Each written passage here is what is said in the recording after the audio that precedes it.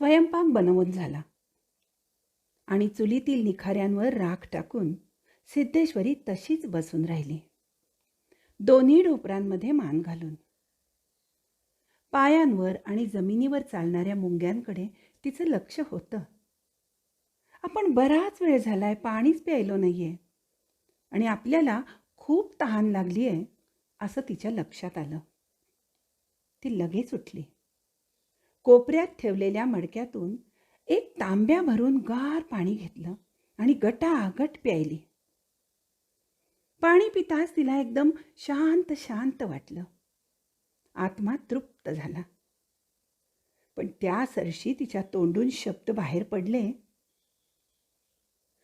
विठ्ठला विठ्ठला, आणि ती जमिनीवर पडली. अर्धा तास गेला. तसं तिला थोडं बरं वाटलं. ती उठून बसली, डोळे चोळू लागली. तसाच तिनं संपूर्ण घरात एक दृष्टिक्षेप टाकला.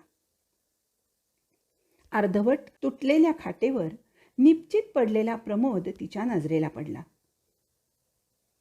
प्रमोद, तिचा धाकटा मुलगा, वय वर्ष 7, हातापायाच्या काड्या, छातीचा पिंजरा, पोट मडक्यासारखं टम्म फुगलेलं, तोंड उघडं पडलेलं आणि त्यावर असंख्य माशा घोंगावतायत. ती तशीच ताडकन उठली आणि एक फडकं त्याच्या तोंडावर टाकलं. मग काही वेळ ती तशीच उभी राहिली, सुन्नपणे. मग ती दरवाजाकडे गेली आणि कवाडातून बाहेर पाहू लागली. दुपारचे 12 वाजले होते. सूर्य आग ओकत होता. उन्हाच्या झळांनी रस्ता निर्मनुष्य झाला होता. चिटपाखरू सुद्धा नव्हतं. क्वचित एखाद दुसरं टाळकं डोक्याला मुंडासं बांधून छत्री घेऊन जाताना दिसत होतं. बास, या पलीकडे संपूर्ण शांतता. काही वेळ गेला तरी ती तशीच उभी होती, एकटक रस्ता बघत.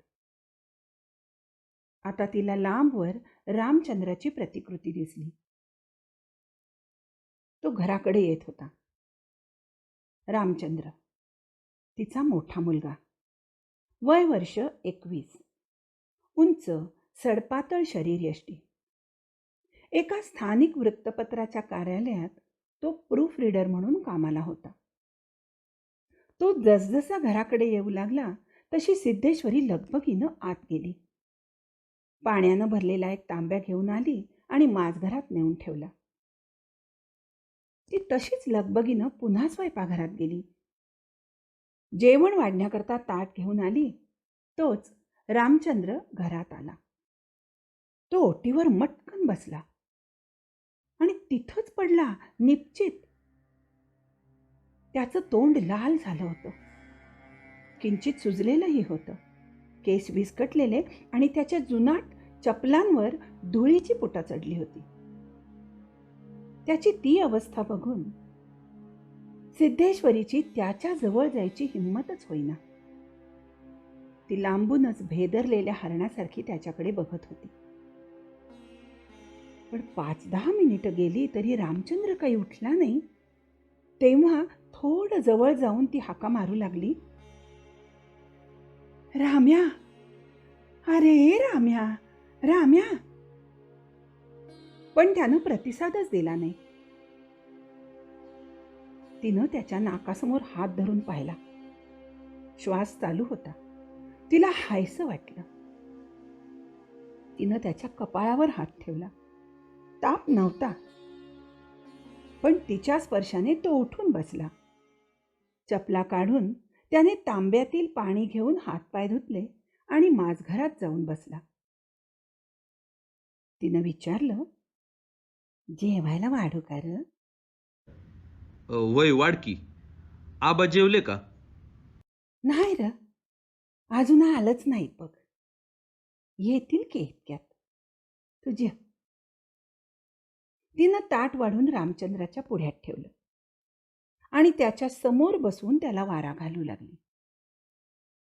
रामचंद्र त्या ताटाकडे केवळ बघ्यासारखा पाहत राहिला.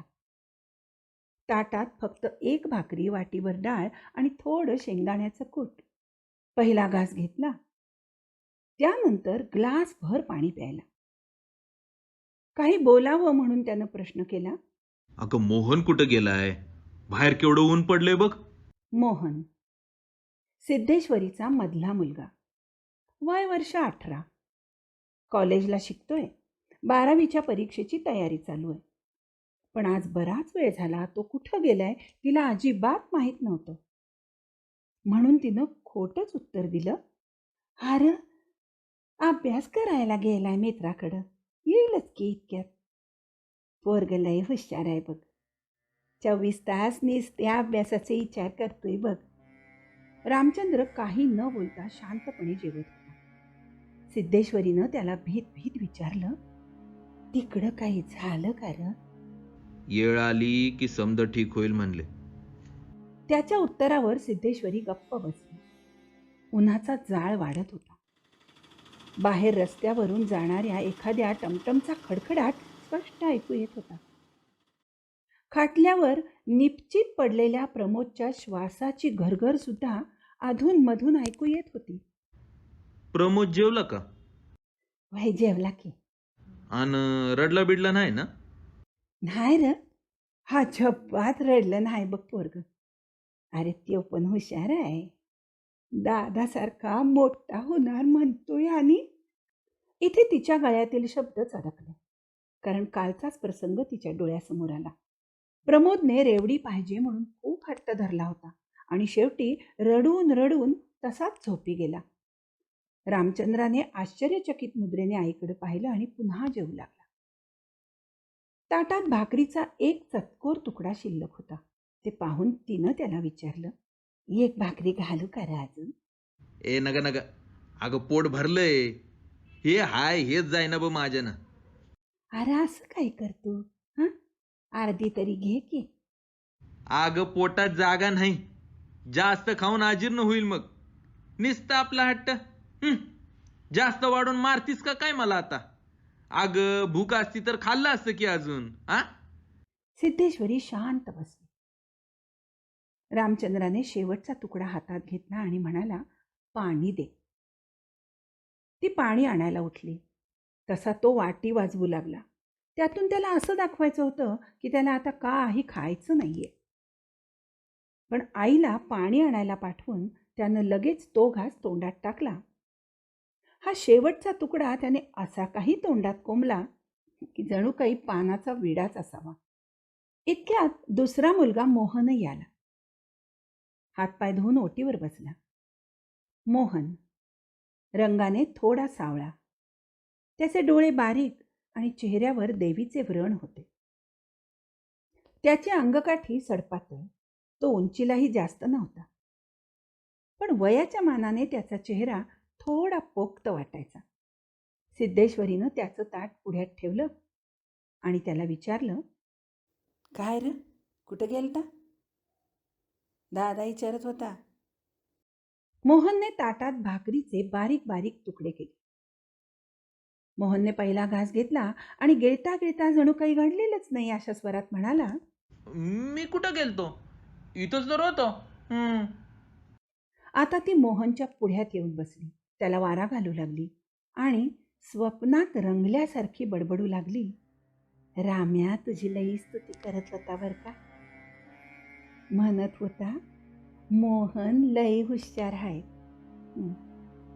24 तास नुसत्या अभ्यासाचे विचार करतोय. एवढं बोलून तिनं मोहनकडे अशा काही नजरेनं बघितलं की जणू काही त्यानं काहीतरी चोरीच केली असावी. मोहन सुद्धा आपल्या आईकडे विचित्रपणे बघत खोटं खोटं हसून जेवू लागला. ताटातील एका भाकरीपैकी अर्धी भाकरी, थोडी डाळ आणि थोडं शेंगदाण्याचं कूट त्यानं संपवलं होतं. खरं तर सिद्धेश्वरीला काय करावं काही सुचत नव्हतं, कारण तिला या दोन्हीही मुलांची खूप खूप काळजी वाटायची. तिचे डोळे भरून आले. ती नजर चुकवून परसदाराकडे बघू लागली. काही वेळानं तिनं पुन्हा मोहनकडे बघितलं तर त्याचं जेवण संपलं होतं. तिनं लगबगीनं त्याला विचारलं, आरा अजून एक भाकरी घे की. हा? तसं त्यानं चमत्कारिक नजरेनं स्वयंपाकघराकडे बघितलं आणि हळूच नको असं म्हणलं. अरे असं काय करतोस? हं? तुला माझी शपथ आहे बघ. अरे थोडी तरी घे की.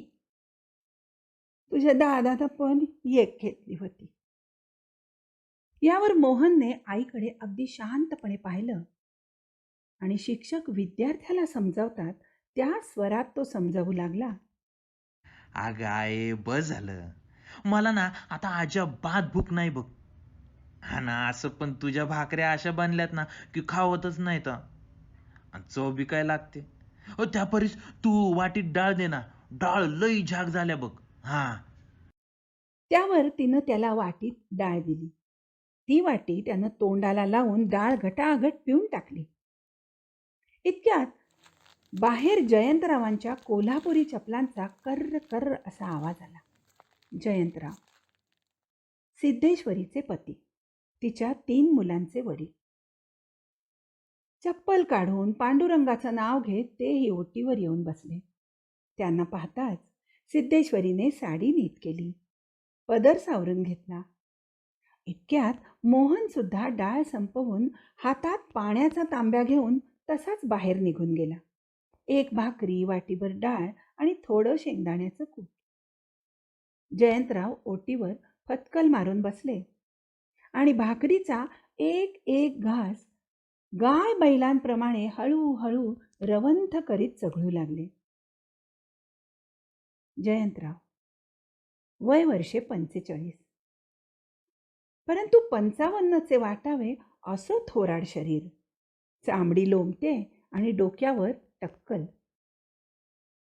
डाळीचा एक भुरका मारत त्यांनी विचारलं,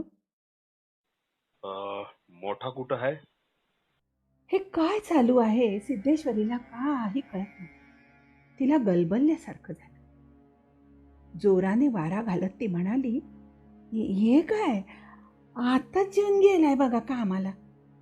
लवकरच चांगली नोकरी लागल म्हणत होता.